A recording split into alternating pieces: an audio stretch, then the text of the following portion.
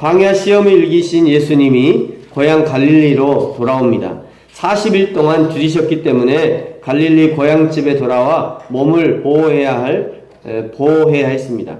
예수님이 광야에서 성령으로 충만해서 돌아왔다는 소문은 그 작은 마을 갈릴리에 금세 퍼져서 알려졌습니다.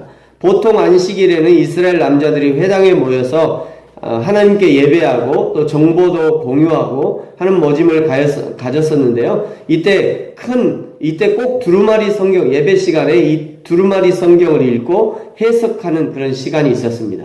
회당장이 그 모임 무리 중에서 어떤 한 사람을 지정하면 그 사람이 성경을 읽고 자신이 읽은 부분이 어떤 내용인지 간단하게 설명하는 것이었습니다.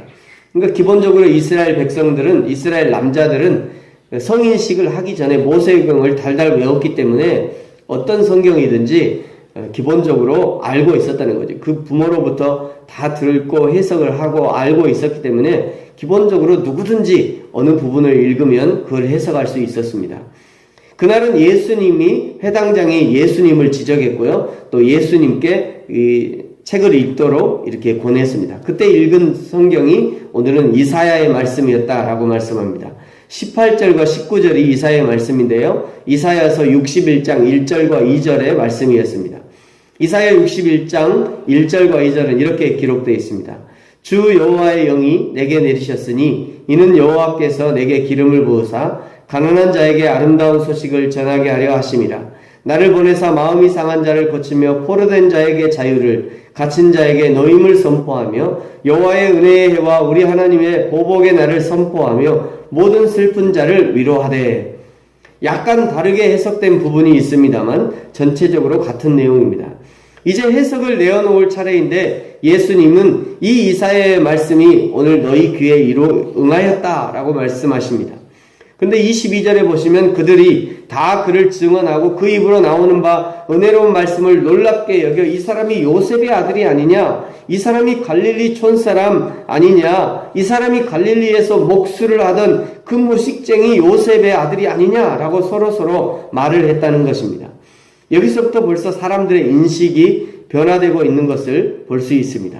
처음에 광야에서 내려오실 때는 환영하고 칭송을 했지만 회당에서 성경 말씀을 해석하고 그것을 가르치는 모습을 보면서 지금까지 자신들의 고정관념으로는 갈릴리에서 무슨 선한 것이 나오겠느냐, 목수의 아들이 무엇을 할 수 있겠느냐 생각했던 것들이 깨져버린 것입니다. 보통 사람들은 자신의 생각, 자신의 고정관념을 바꾸기를 싫어합니다. 마치 자신의 생각과 고정관념을 바꾸면 그것이 곧 자신의 무식함을 드러낸 것이요 자존심을 상하게 하는 것이라고 생각하는 것입니다. 그러나 하나님의 은혜를 받기에 합당한 사람들은 늘 자신의 생각을, 자신의 고정관념을 주님께서 바꿔주시도록 의뢰하는 것입니다.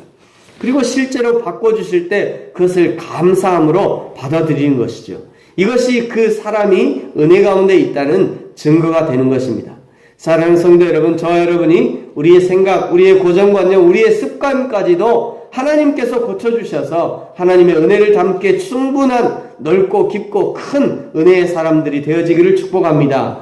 23절에 보시면요, 누가가 이스라엘의 속담 하나를 가지고 예를 들어 말씀합니다. 의사야, 너 자신을 고쳐라. 예수님께서 이렇게 말씀하셨다고 그러죠. 의사야, 너희들이 이렇게 얘기할 것이다. 의사야, 너 자신을 고쳐라. 이 속담은 원래 남을 돕는다고 하는 사람은 먼저 자기 자신을 돕는 것이 바른 순서이다. 이런 속담이라고 그래요. 그런데 누가가 의사였기 때문에 자기에게 익숙한 말로 이렇게 표현을 한 것이죠. 의사야, 너 자신을 고쳐라. 이렇게 표현한 것입니다. 이 속담은 예수님께서 메시아 되심을 입증하기 위해서 가버나움과 기타 등지에서 행하신 이적들을 여기 나사렛에서도 행해야 한다는 사람들의 시험기가 깃든 요청을 예언한 것이라고 할 수 있습니다. 누가복음에서는요, 광야 시험을 물론 아직 여기서는 이 예수님이 광야에서 나온 이후에 이적을 행한 것이 안 나타났어요. 근데 30절 이후에 보면 드디어 가버나움에서 행한 일이 나타납니다. 이제 우리가 누가복음을 이해할 때 누가는 이 시간 순서대로 이렇게 한 것이 아니라 그 복음서를 다 읽어보고 주제별로 주제별로 이렇게 모아놨습니다. 그러니까 사실은 이 시간 순서로 쭉 흐른 것이 아니라 약간의 그 시간 순서가 약간 이렇게 뒤죽박죽한 것이 약간 있습니다. 그러나 누가가 정확히 모든 일을 살펴서 기록했기 때문에 누가는 아는 거죠. 이미 이런 일들이 다 일어난 이후에 나중에 지금 기록하고 있기 때문에 누가가 알고 있는 거예요. 그때 당시에 이 사람들이 의사야 너 자신을 고쳐라 이렇게 한 말이 뭐냐면 이미 가버나움에서 있을 그 일들을 마치 예언 형식으로 지금 기록하고 있다. 이렇게 여기를 해석하면 될 것 같습니다.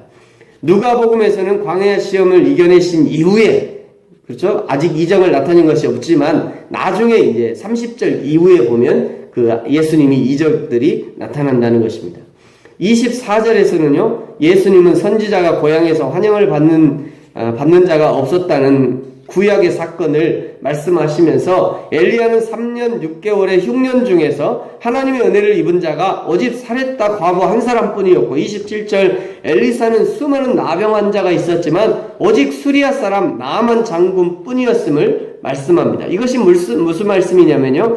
지금 예수님이 회당에서 너희에게 오늘 이사야의 말씀이 응했다라고 이 해석을 내어놓으셨음에도 불구하고 어느 누구 한 사람 하나님께 예수님께 은혜를 입으려고 나오는 사람이 없음을 보고는 너희들이 은혜를 받기에 합당하지 않구나 지금 말씀하고 계신 것입니다.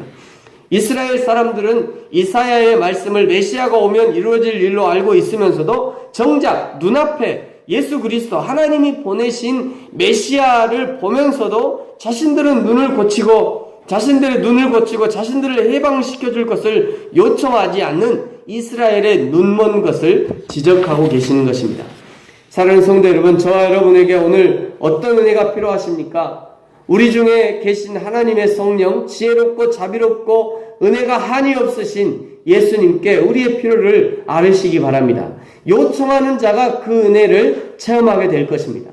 28절과 29절은요. 나사렛 예수가 이사야에 예언된 메시아가 자신이라고 말하는 것을 깨달은 사람들은 크게 화가 나서 예수님을 낭떠러지에 밀어뜨리려고 한 사건을 기록하고 있습니다.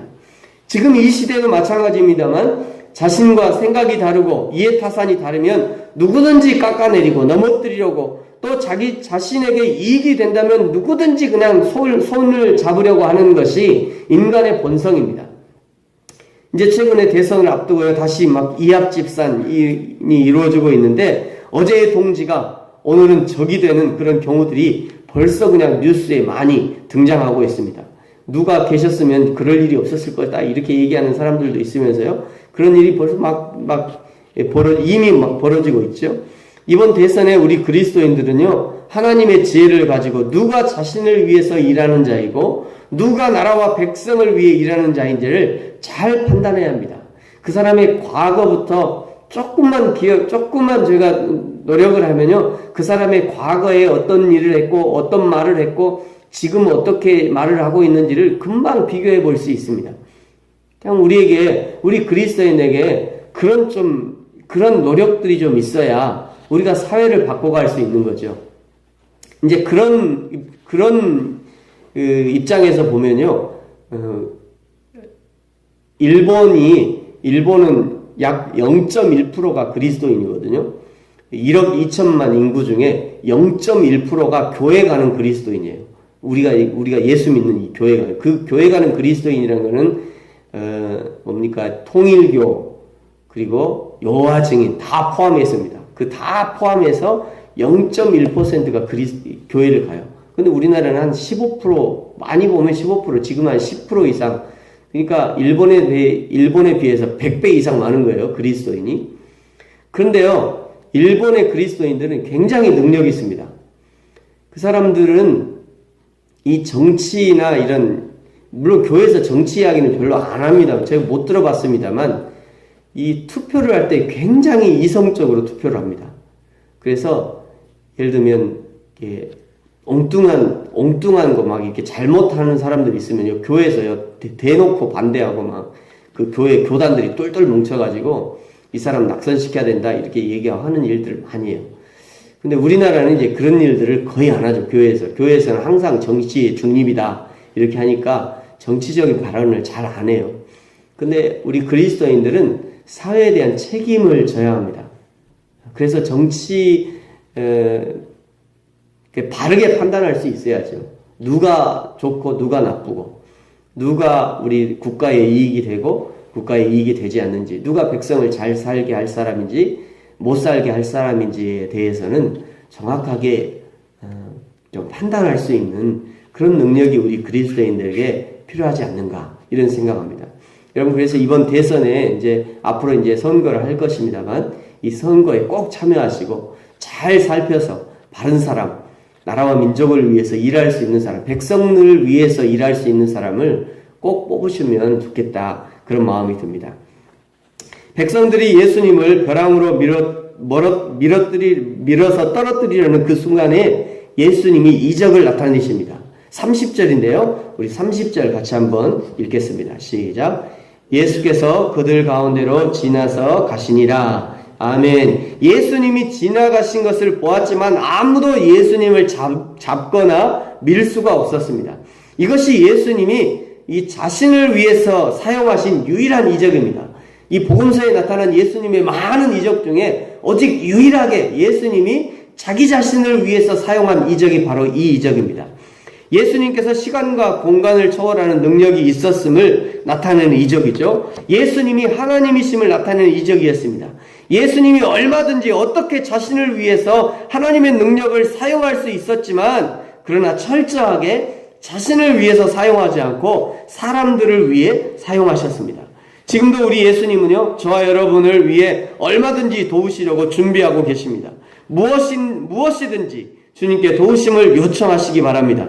때로는 사람을 붙이기도 하고요, 때로는 물질을 붙이기도 하시고, 때로는 직접 도와주시기도 하는 것입니다. 저와 여러분이 날마다 이 주님의 도우심을 요청함으로 하나님의 능력을 경험하는 저와 여러분이 되어지기를 예수님의 이름으로 축복합니다. 자, 한번 기도하겠습니다.